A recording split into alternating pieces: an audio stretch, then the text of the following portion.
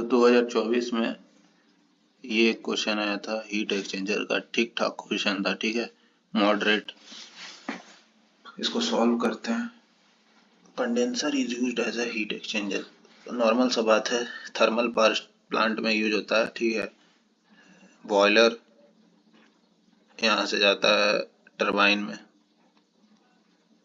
Turbine से जो steam निकलता है उसको कंडेंस करने के लिए यहाँ कंडेंसर लगा रहता है। इसमें ठंडा पानी आता है कूलिंग टावर से, ठीक है। ये अपना हीट इसको देता है, ठीक है। ये गर्म होकर के वापस कूलिंग टावर में चला जाता है, ठीक है। फिर वापस से ये पंप में सप्लाई हो जाता है। पंप इसका प्रेशर हाई करके बॉयलर को भेज देता है, ठीक है।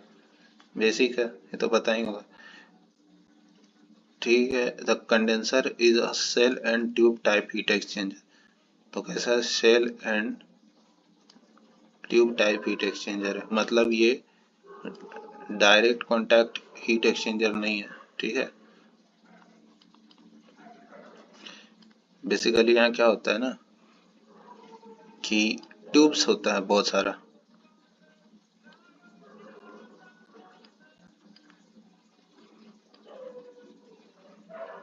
इसमें पानी बह रहा है ठंडा ठंडा, वही तो जो कूलिंग टावर से आया है। और ये शेल है, ये ट्यूब है, ठीक है। तो यहाँ स्टीम है, बिना डायरेक्ट कोई फिजिकल कांटेक्ट के हीट एक्सचेंज हो रहा है, ठीक है। तो वही चीज है। Water flows through each of the tube at a rate of 1 kg पर सेकेंड। अच्छा, हर ट्यूब में पानी बह रहा है 1 kg पर सेकेंड से, ठीक है, with an inlet temperature of 30 degree Celsius.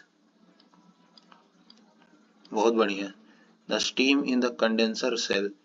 अच्छा, ये कंडेंसर शेल में स्टीम जो है वो 430 kg पर सेकेंड के रेट से फ्लो कर रहा है।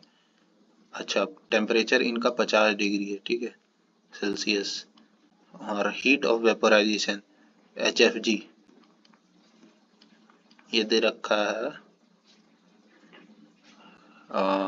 2.326 मेगा जूल पर kg and specific heat of water. ये तो दुनिया को पता है 4.18 होता है, लेकिन ठीक है, जो कह रहा है उसी हिसाब से चलता है। और एक नहीं 20,000 ट्यूब्स है।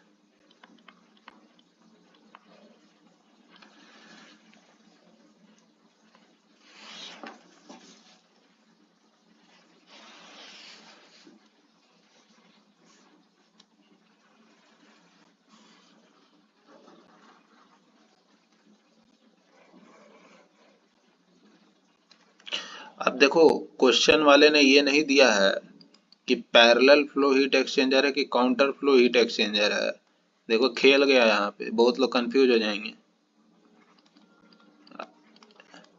इस केस में ये मैटर ही नहीं करता है कि पैरेलल फ्लो है कि काउंटर फ्लो है, क्योंकि condenser and evaporator type heat exchanger में कैसा भी फ्लो लो इफेक्टिवनेस सेम आता है, ठीक है। LMTD भी सेम आता है।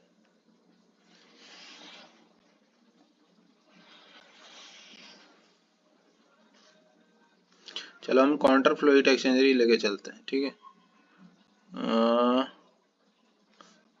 इसका डायरेक्शन ऐसे कर देते हैं,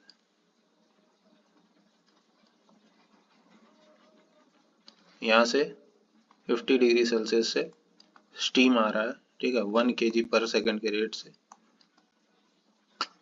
नहीं सॉरी, 1 kg पर सेकंड के रेट से नहीं आ रहा, 430 kg पर सेकंड से रेट से आ रहा है।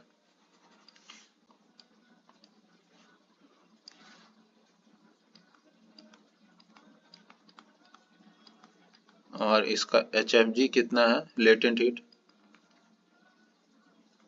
2.326, ठीक है। ये हीट इसको दे रहा है, ठीक है। ये 30 डिग्री सेल्सियस पे, सॉरी 30 डिग्री सेल्सियस पे यहाँ से पानी आ रहा है, ठीक है। TCI अभी किस टेम्परेचर पे एग्जिट करेगा वो अपने को नहीं पता।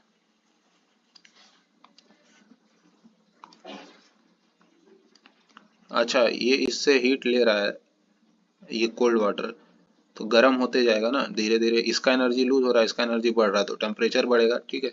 अगर इसका एग्जिट का टेम्परेचर 50 डिग्री सेल्सियस पहुंच गया, ठीक है, तो मैक्सिमम हीट ट्रांसफर का केस हो जाएगा, ठीक है। अच्छा, इफेक्टिवनेस क्या होता है?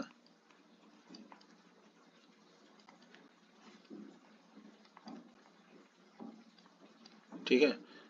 अच्छा, एक्चुअली हीट ट्रांसफर कितना हो रहा है, मैक्सिमम कितना हो रहा है, उन दोनों का रेशियो को इफेक्टिवनेस कहते हैं, ठीक। तो एक्चुअल हीट ट्रांसफर तुम कहीं से भी लिख लो, या तो ऊपर वाले से लिखो या नीचे वाले से लिखो, उससे कोई फर्क नहीं पड़ता। चलो ऊपर वाले से ही लिख लेते हैं।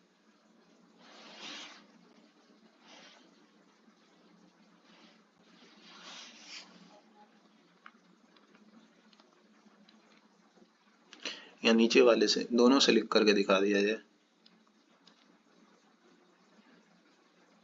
2.326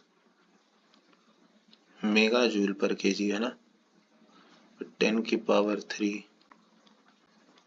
किलो जूल पर केजी, ये हो जाएगा।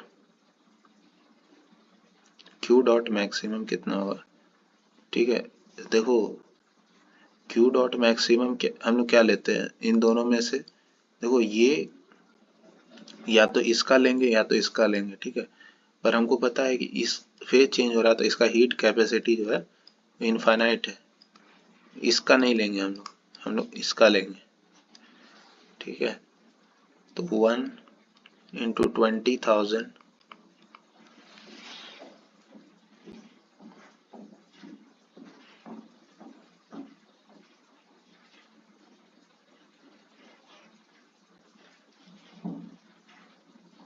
एक मिनट,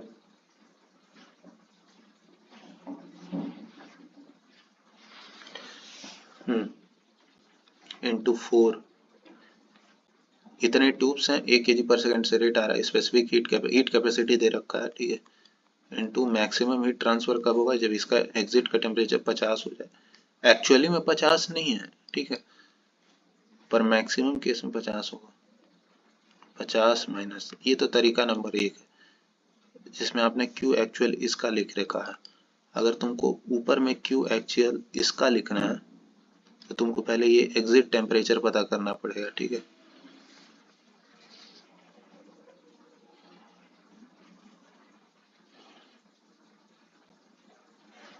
ठीक है, तो एग्जिट टेम्परेचर कैसे पता लगे, 430 इंटू 2.326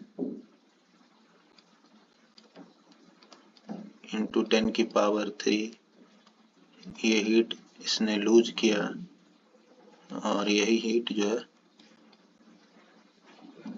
ये गेन कर लेगा, TCE माइनस का 30, दोनों तरीकों से बता दे रहे।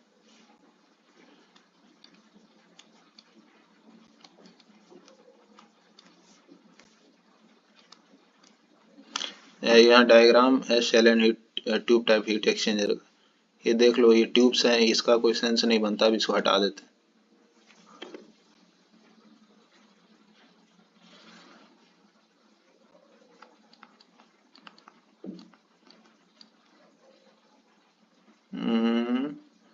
डिवाइडेड बाय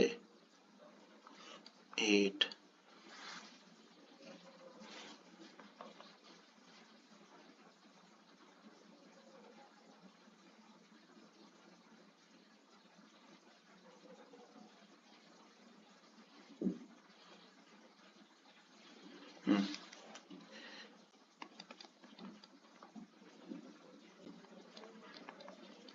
कैलकुलेशंस करना पड़ेगा, तो वीडियो को स्किप कर लेना।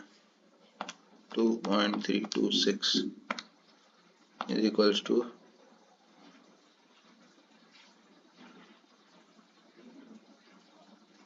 डिवाइडेड बाय 8 प्लस का 30, 42.5।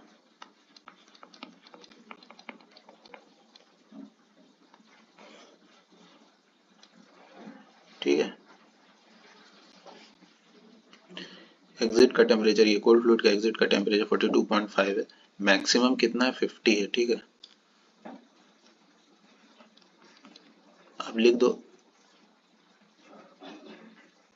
1 इंटू 20,000 इंटू 4 इंटू में 42.5 माइनस का 30 डिवाइडेड बाय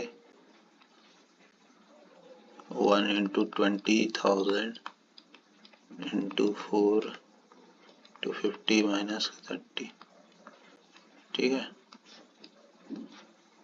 बस यही इसमें यही एडवांटेज था कि ये कट जाएगा डायरेक्ट, ठीक है। तो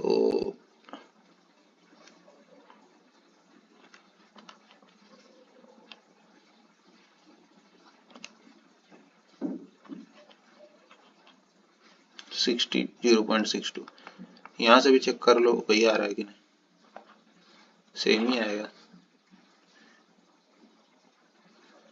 430 10 की क्यूब यहाँ से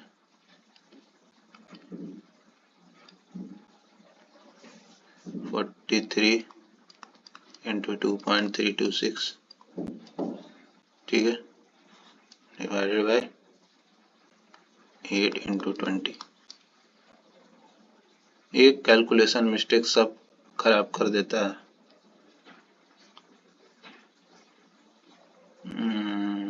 कुछ गड़बड़ तो नहीं किया।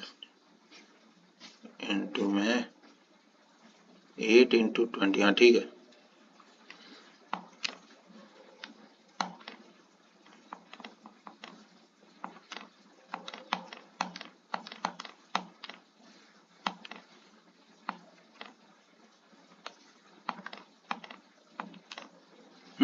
एग्जैक्टली सेम आंसर आ रहा है।